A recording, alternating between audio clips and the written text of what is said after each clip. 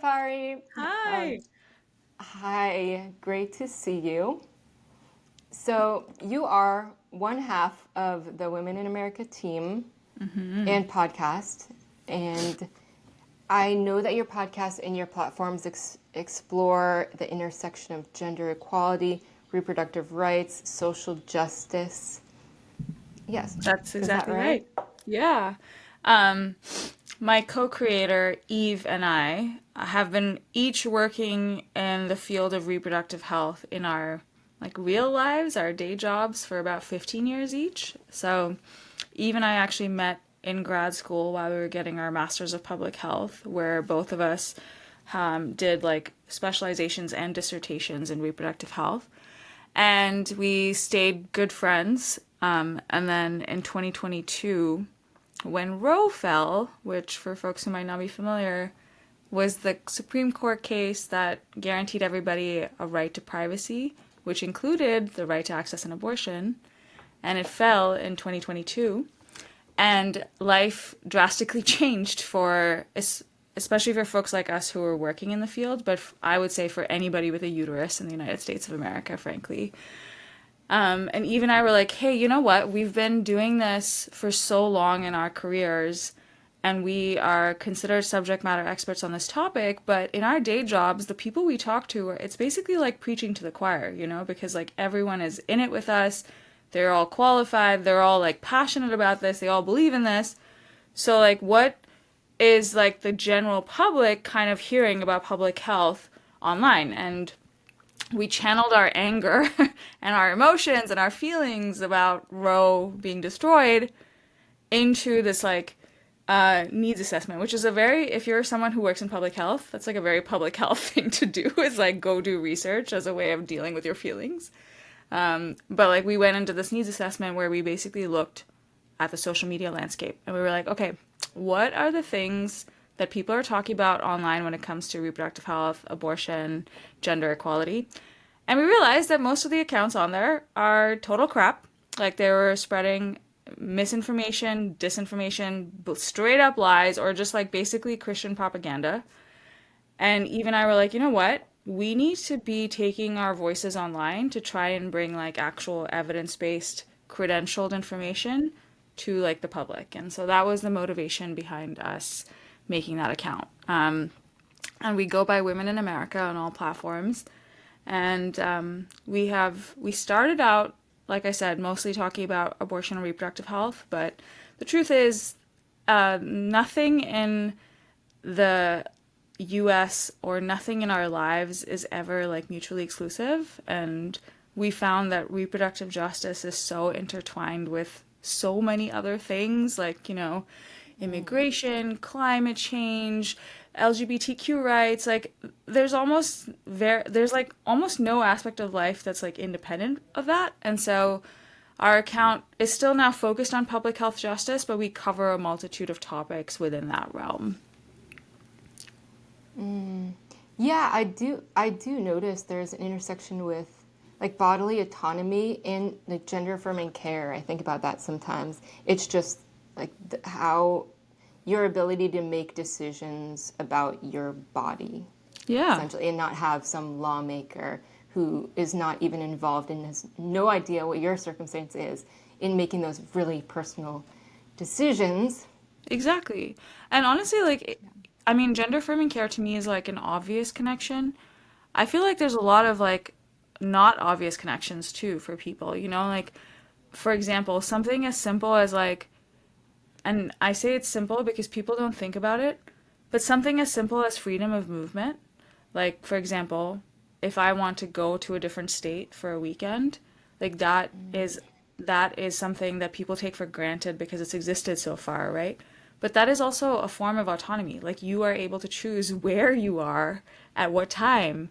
And right now, we are living somehow in an age where that is being debated by Congress about whether, people who are able to get pregnant should be allowed to have freedom of movement across states because they're saying, oh, if someone is pregnant and they live in a red state where they're not allowed to access reproductive care, and they happen to travel to a blue state where they are able to access reproductive care, that's a problem.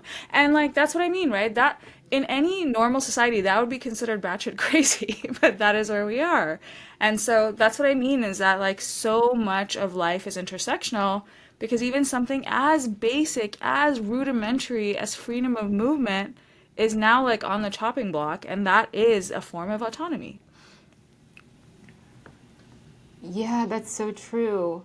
And a lot of people do try to go to other states, which seems so unfair because not everyone can afford to just uproot their lives and like drive 10 hours to a different state. Yeah. But I don't even mean moving. I just mean like if you want to take a vacation, for example.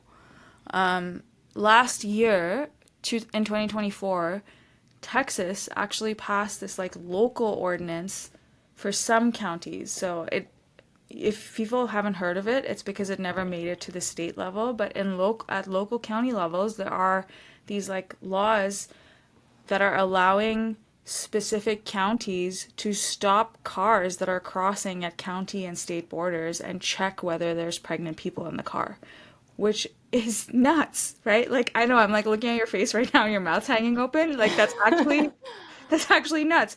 And the irony, Barry, is that last year I like just made a skit about it online. That I was saw like that. yeah, that was actually I saw that like a week. before the local ordinance had come into play.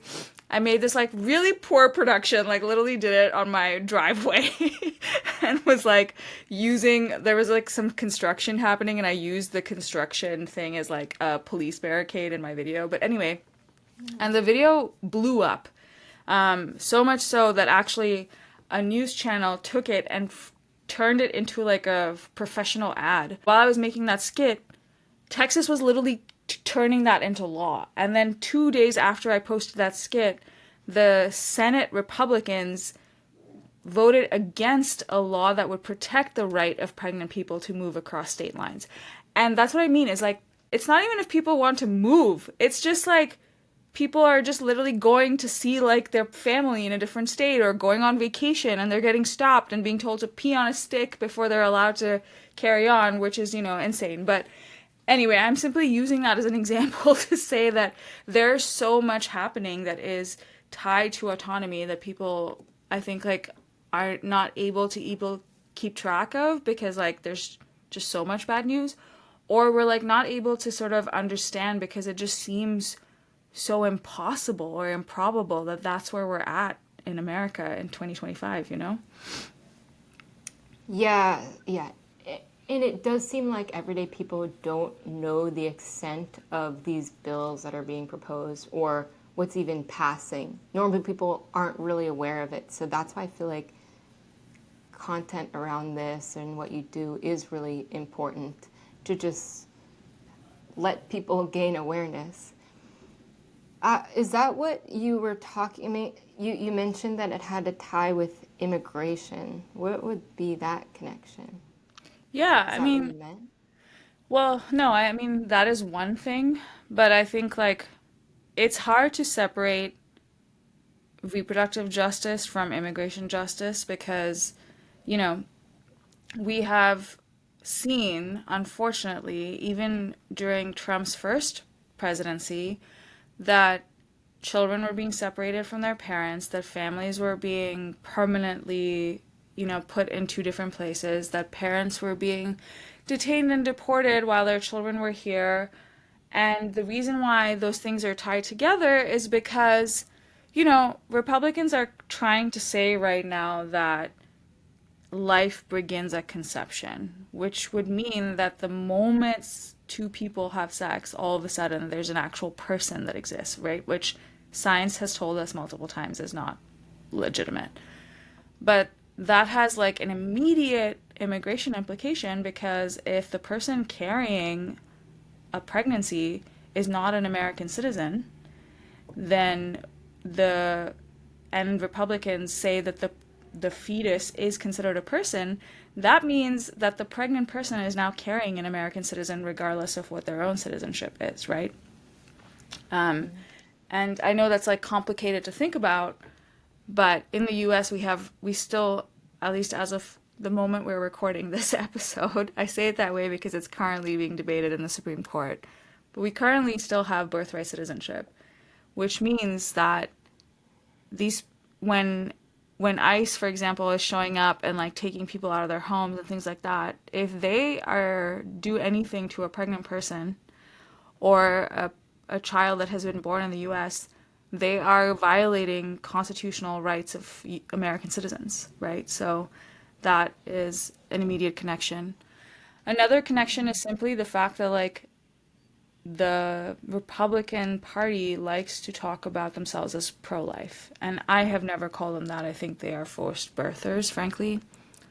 But every immigration policy they're proposing is like antithetical to pro-life. Like you cannot claim that you are for the children while also throwing children in cages. You cannot claim that you are for the children while separating families. You cannot claim that you are for the children while cutting universal childcare programs, while getting rid of school lunches, while making sure that women showing up to the emergency rooms are not able to access basic health care, right? Like my point is that the reason why reproductive health, I say, is connected to immigration, is connected to climate change, is connected to, well, frankly, everything, is because women and children and folks who are able to give birth are unfortunately a very marginalized group in this country. And the more that we destroy reproductive autonomy and justice and rights, the more that that group will never be able to truly actualize their lives. And, you know, I've worked in public health and development for 15 years now, and I don't know if people understand this, but like every global organization, like the UN, the WHO, every group that has ever been committed to, you know, like true equity or whatever we want to call it, has said that one of the markers of a society's development is how they treat women and girls, right? And as far as the US goes in 2025, we rank low on pretty much every marker when it comes to that. And that's I'm talking like about like folks who are like who are cisgender and identify as women and girls, like we haven't even got to other populations that are marginalized, right? So if we're taking like half the population of a country, as in the female population of a country, and saying you don't have the same rights as the other half, then imagine what happens to the groups that are even more marginalized than that.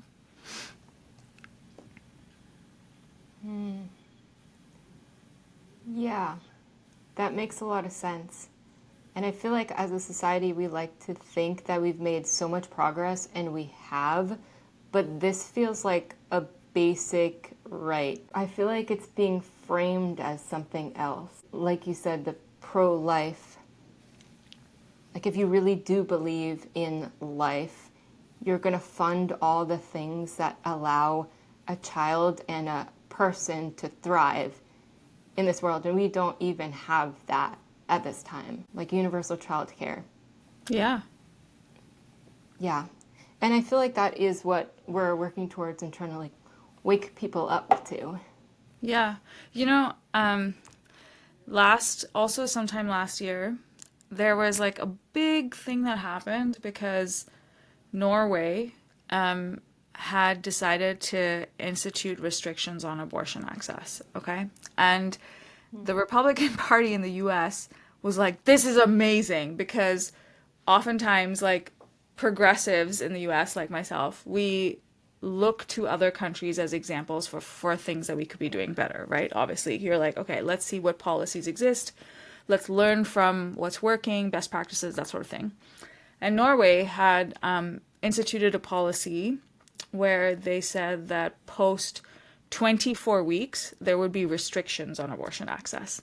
And Mitch McConnell of the Republican Party went in front of journalists and held a press conference being like, well, if Norway can do it, then clearly we should do it.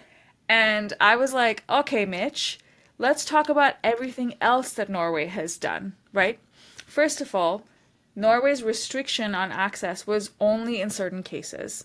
They were like, if you have fetal anomalies, or there's risk to life or risk to health of either the mother or the fetus, you still have blanket access. That's number one. But number two, one could argue that Norway is actually a pro-life movement because what they did is, even though they instituted a restriction, at the same time, they also offer all of their citizens universal basic income, universal childcare. When you have a child, you are given like a, I guess it can be called a stipend for the year.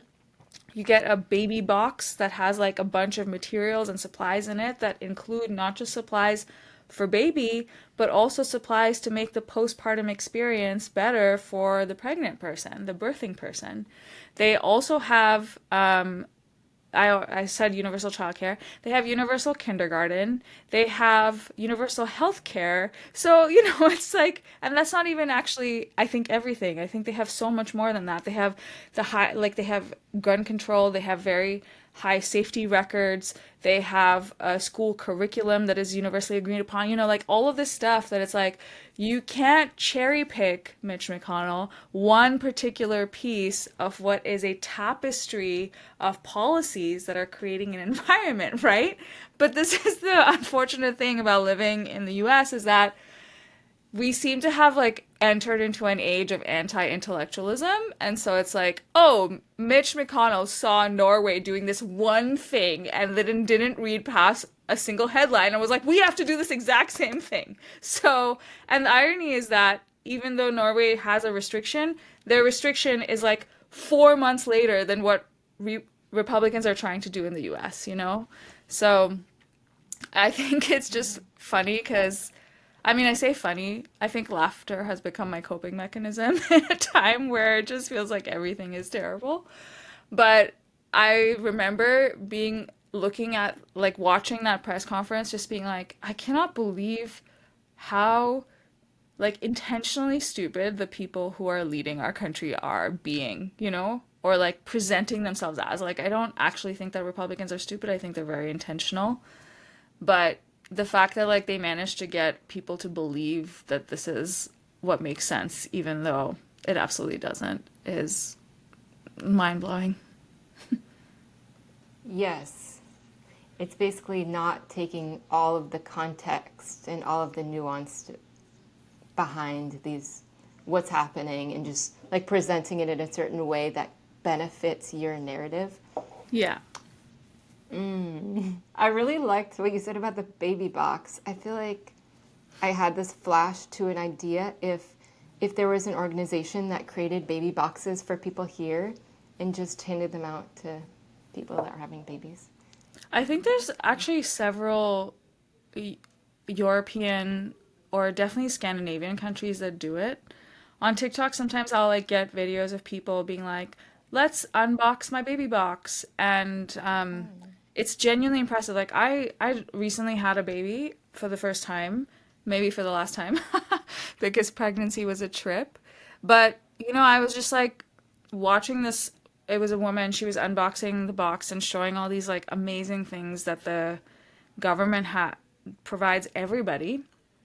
And in my mind, because I live in the US, I was like literally tallying the cost of all those things, being like, because we had to buy all of those things for ourselves. And I was like, wow, this is like close to like $3,000 worth of stuff. And the incredible thing is that you don't even have to be a full citizen in order to receive that, because the person whose video I was watching, she was an American, but her husband was a citizen of that European country. But anyway, it's not even necessarily about the box or the money. It was just like when I brought that up to say that when a government is doing something like that and has made that a public program that's available for free to everybody, to me that's an indication of their values alignment, right? Like they're saying, hey, we care about our citizens, we care about our society, we want to create an environment in which children are encouraged and supported and seen and loved, and parents have an appropriate support structure to be able to be parents, because we all know it's pretty challenging to do that, especially in an environment like ours where life is pretty expensive. And so, I'm simply saying like there's so many evidence-based ideas that are practiced around the world, and yet when it comes to us here in the US, our government is like proposing giving out medals to mothers for having more than 7 children. I don't know if you heard about that, but the White House was like, okay, we're gonna think about ideas to make women have more babies. And the idea that they came up with was to give mothers a medal if they had more than 7 children. Oh my gosh. I A know. medal means nothing. I mean, Yeah. It's just that's so not funny. gonna help I was create like, the so family. I was like, are you expecting people to like melt down the metal and create something else from it? Because like, what is this, right? Mm, And then I read about it, and turns out that this is a little bit dark, but the metal idea is not unique to the US. It was first used in Germany in the 1930s, which we'll all recall was like when the Nazis were in power. So I was like, huh, that's so funny that that's the idea that you picked, you know? So mm, they got made fun of, so they didn't end up doing it. But like, yeah, that was their best idea was like, we're gonna give each pregnant person $1,000, which is nothing in today's world, and we're gonna give a mother a medal. But you don't even get the medal for one baby. You have to have at least 6 children to get the medal. So, you know, You better start racking up those babies just to yeah, get that exactly. medal.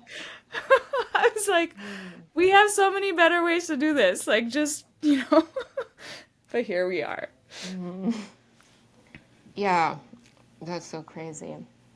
So it seems like you said you use laughter as kind of like something to keep you grounded. Do you have any other things that are keeping you sane during this time? Oh man, that's such a. I think actually, you know what? That changes week to week, I'll be honest. Um, for folks listening, like Barry and I are part of this collective group of people who have a little group chat going where we just encourage each other when things get really rough. And that's been kind of nice because, you know, a few months ago I wasn't connected to other creators as I am now. And it is nice to be in community with people who have similar experiences, some of whom are like further along the spectrum because of how large their accounts are, some of whom are earlier in the spectrum because they're starting out, you know. I'd say community has been a really helpful thing. Another thing is actually, and maybe this is funny thing to say from a creator to another creator, but I really actually think that taking time away from social media is what helps me sometimes. I just put my phone down and kind of go remind myself that like the sun is still shining and that people exist in real life, and you know that there's joy to be found despite the barrage of bad news. And then the third thing is, as I mentioned, I'm a new mom. And so sometimes I just allow myself to, you know, get absorbed into my daughter. And like, it's so fun just like watching a new person discover the world, you know, like we kind of take for granted like how we already know what everything is and we know how things work, and she doesn't, and she's like with her little hands just trying to explore everything and touch everything and put everything in her mouth, and you know like the things that she gets attracted to or excited by, sometimes it like when I try and like take myself out of the routine of like, oh, I have to get 1,000 things done and I need to figure out how to get you to calm down, instead of looking at it from the way of like, wow, you've never seen this thing before. Like, for example, I have a lot of plants in the house. That was like one of my COVID hobbies. I discovered indoor plants.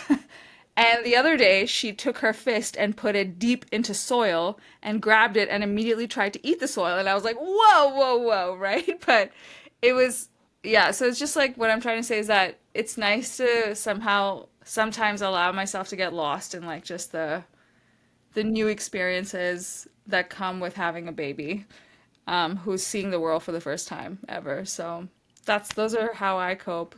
And I'm sure that over time that will change. Like parenthood is full of different phases. Some days you're like, this is amazing, and other days you're like, why did I do this? You know? So I think that's pretty natural. Yeah. Wow. Yeah, I can't Yeah, see, being a parent must be so many things. Um, I am not a parent, but I was thinking about how it must be to grow something inside yourself and how kind of surreal that would be. And it's kind of an experience I feel like I want. I'm not sure if I'm going to do it, but it almost seems supernatural that you have the ability to do that. Um, and I know what you mean by like taking time in real human life and just enjoying those little things. I feel like it's not really a comparison because, like, we got the kitten. Yeah. Um, But I feel like you are and very good at that actually. I feel like I have been getting inspiration from you and Lorenzo when it comes to living, as opposed to being oh, online. yeah, because I feel like we're so tapped into what's happening politically all the time that I can get so overwhelmed by that and feel like I have no direction and I'm like so worked I get really worked up by that Mm. stuff. So sometimes the only thing I can do is shut it down and step into the real world where things don't feel as pressing or intense. Yeah. And just like play with the kitten who has Yeah. gone from like this to she's like this big now. How old is she? I mean, she was born in April and it's September, so yeah, end of April. So May, June, July, August, maybe 5 months. Yeah, Mm. probably 5 months now. And she was She's a growing pound and a fast. half. Is she Yeah, still because kind of wild? Because so a couple of years ago, or several years ago, sometimes I will say like since COVID, my perception of time has been really wonky. I don't know if you feel that way, but sometimes it'll be like, oh, I'll be like last month, and people will be like, that was 6 months ago, and I was like, shoot. Okay, anyway, a couple of years ago, my roommate found a kitten under her car on our driveway, and we adopted it. And every night at 2 a.m., she would cause like a massive ruckus. It was like she was putting on a show. Like it was circus time. And we weren't even on the same level as her. We were like one floor up and we could hear her, I'm not exaggerating, bouncing off the walls. And I was like, oh my God, this is what people talk about when they say kitten energy. And I was like, do they age out of this at some point? Because none of us are getting sleep. And yeah, she eventually did, but are you experiencing that at all? yeah, it's an endless energy, and then she's also teething, Mm, which like that must be really painful. So she has to like bite everything. So it's like shark phase, and she'll bite your ankles, but it's only mm. at specific times of the day, like Oh, interesting. 5:30 a.m. It's kind of sunrise and sunset. Oh, that's so unfortunate. Yeah, so I'll be trying to sleep and then she'll start like biting my face. And she won't bite Lorenzo's face, just my face. And yeah, so kitten energy is real, and apparently it passes once they're spayed. I think Mm. about 6 months old or neutered. That's So we'll it's so see funny how because that like plays chatting out. with you about that, I'm like, oh, okay, so my human child is There's also parallels. is like, well, she started teething around like 6 months, and she's 8 months old now, and she already has 7 teeth, and I'm like, wow, this is crazy. I didn't even know that happened so fast. And she is so funny because I did not know that human children did this, but she's obsessed with wires. Like anytime she sees a wire, she has to go and nom on it. And I'm like, what are you? Like this is crazy. This is not what babies do. And I mean, he recently passed, but I had a pet bunny, and bunnies are notorious for that. And my pet bunny never once even paid attention to a wire. He was like, I'm above this. But my human child is like, absolutely, give me that wire, put it in my mouth. So it's just so funny that that's like how it ended up playing out between them. Oh my gosh. Yeah, wire, that's a little dangerous. Yeah. Slightly dangerous. But I'll have you know that kittens also lose teeth. that Oh, I didn't know because the other day she lost a fang. Like it's a tiny, tiny fang. And we thought it was a weird thing because her mouth was kind of bleeding. But I guess that's a thing. Like kittens actually do lose teeth. But well, I'm I'm sorry learning about lots about cats. I'm sorry about your bunny. Thank you. Yeah, I had a bunny when I was little named Buster, and he was black. And I came home from a trip, like a class trip. It was a third grade getaway trip for like 5 days. And I came back, and my brother said, "Promise not to cry." Oh And no. I said, "Yeah." And then he said, "We had to put Buster to sleep." And then Why? I cried because he was born in a pet store and he got pneumonia or something that was connected to his mom, like some disease that a pet store would carry. And Mm. then we had a funeral and we buried him. And at the funeral, I said, "I wish it was me. It should have been me." That's so endearing. Oh my gosh, babies are like kids are so sweet like that, like they're just so full of love and innocent and yeah. I my bunny's name is was Arlo and Oh, he Arlo. I actually adopted him from a rescue that we have here called Hop Along Home, which I thought is such a cute name. He was almost 8 and he was just so lovely. Like he was free roam, so we didn't keep. I mean, he had a cage, but like it was always open and he could choose to come and go. And I think he would only ever go in the cage to like sleep. But yeah, he would like run around the house and go up the stairs and hang out with us. And we'd also go to the park.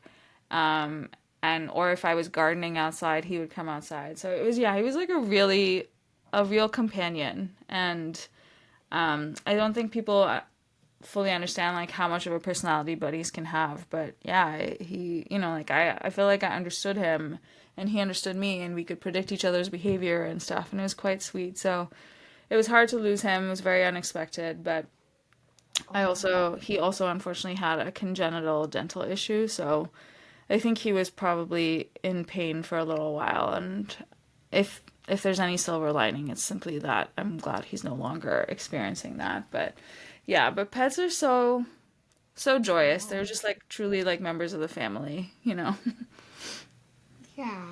It's so nice that Arlo got a roam free. Yeah. Yeah, I don't that's I don't so believe in sweet. like keeping a bunny or pet closed off like that because I feel like you're like choosing how they should live their life, and that's not really fair. Yeah. Do you think you'll have that kind of spirit with your daughter? Like you'll kind of like give her a certain degree of freedom? Oh my gosh, that's such a good question. I would love to. I hope to. I have to admit, I am I am a very feeling person. Like I feel pretty intensely, and I think that's mostly a good thing. But I will say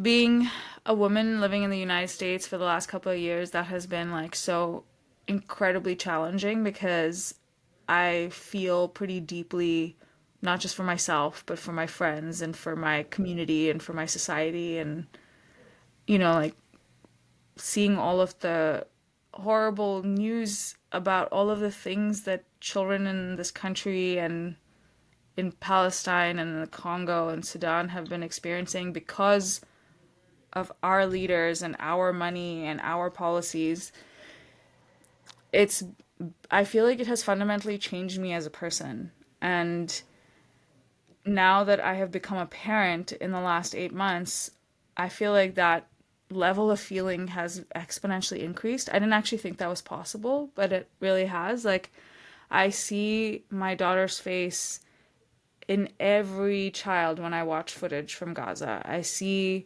my daughter's face whenever I hear about another school shooting, which unfortunately in our society is like almost on a daily basis now.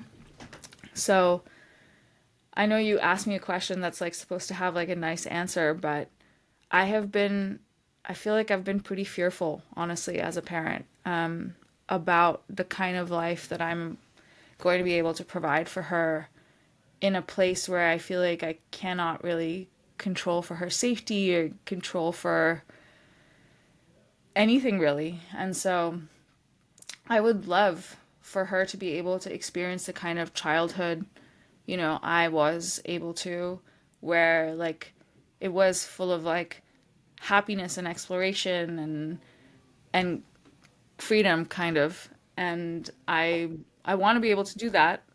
I mean, my husband and I have been talking about whether or not that kind of a life is possible here anymore. And I don't know the answer to that question, but I suppose my TLD, like summary in response to what you said is yes, I would love to. I just think we might have to change her environment in order to make that possible.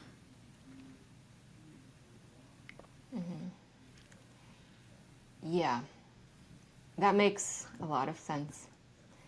So hopefully the work that you're doing in this world is creating a better future. I mean, I believe that, like, collectively, that we will have a better future. Like, I feel like society generally swings to different extremes at different points in time. And yeah, I hope that she has a world where she can be free and safe and Yeah. have her rights. Yeah. My dad used to say that to me growing up. He used to always say because I was such a feeling person. Every time I would get Empath. upset about something, he would tell me, he's like, Pari, life and history has shown us that life is like a pendulum. Like it truly always swings to one extreme, and then whatever it is, the universal forces bring it back to the other end. And I do think that for folks like you and me, this is probably like more extreme than we've seen it during our lifetimes.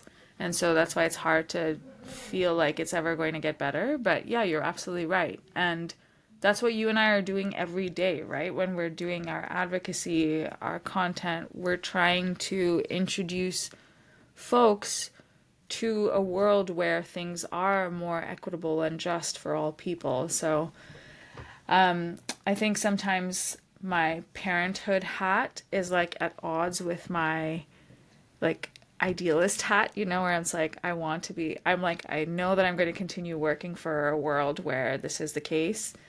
And then at the same time, I'm like, do I need to be a little bit more practical and real about my current daughter's life? Like, so I'm still figuring it out. It's only been 8 months of parenthood, but it's yeah. I will admit you're right. Sometimes those are at odds with one another, but we are doing everything we can to create it, not just for her, but for all future generations, because America can be so much better than it is, and we can't do that alone. We have to do that together as a country to move it forward towards that.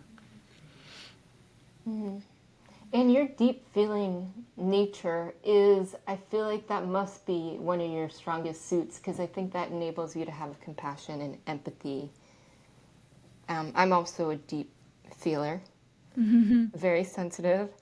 And sometimes I feel like it's to my detriment. Like sometimes I just want to like get stuff done and move past the emotions of it. But I think that it is it is a gift if you learn how to manage those feelings in a way that like helps drive you forward. Yeah, absolutely. And I actually think that this is part of the reason why I felt a connection to you, even though we have not spent that much time together in person, is because I recognized similar, like a similar heart in you. But Aww. I think you're absolutely right. I think there's never been a situation in which empathy and compassion has ever been a negative, right? I simply say that sometimes it can be a little bit debilitating because unfortunately we're in a time where there's like it's rare for me to have something that boosts me up in terms of feeling as opposed to like, oh, this is like making me, like making my heart bleed or making me pine for like a better something for someone. So, but you're right. I think that ultimately, there's a reason why Okay, wait, actually, I'll say in undergrad, I didn't think I was going to go into public health. I really wanted to go into medicine, particularly neuropsych. And so I was studying to be a neurologist for a long time. And one of the things that neuroscience teaches you is about what the human brain is in quote unquote normal humans and what it is in abnormal humans, right? And as part of that, you learn that human brains that are not capable of feeling empathy and compassion are bordering on sociopathic. And then if they reach a certain level of like not being able to comprehend emotion, you are qualified as sociopathic. So I'm simply saying that to say, you know, people like you and me, I think sometimes we tend to get bogged down and get annoyed at ourselves for being like, why can't I get past like this deep emotion and feeling that I'm having to do the thing that I need to do, just like you said. But the truth is that that is very much the core of what makes someone human. Like the empathy, the feeling, the cognitive ability to put yourself in someone's shoes, that's what differentiates humans from most of the animal kingdom, right? So we need to recognize that that is actually a quality that's very inherent to our being and allow it to sort of inform how we see the world as opposed to being able to function in the world despite it. Yes, definitely. Love all that. Oh, thank you so much for talking to me. I feel like I've learned so much, and I love your heart and your passion and just your brain. I feel like you're so intelligent and everything. Oh, thank you. That's so kind. I would love for us to be able to spend more time together and get to know each other. And I'm so grateful that you asked me to do this with you because I feel like we got a chance to sort of learn a little bit more about each other, and I appreciate that. Yeah. So I'll link all your handles. It's a Women in America. Is there anything else you want to share before we end? No, I also started my own account, which is very tiny, tiny, tiny. Oh yes.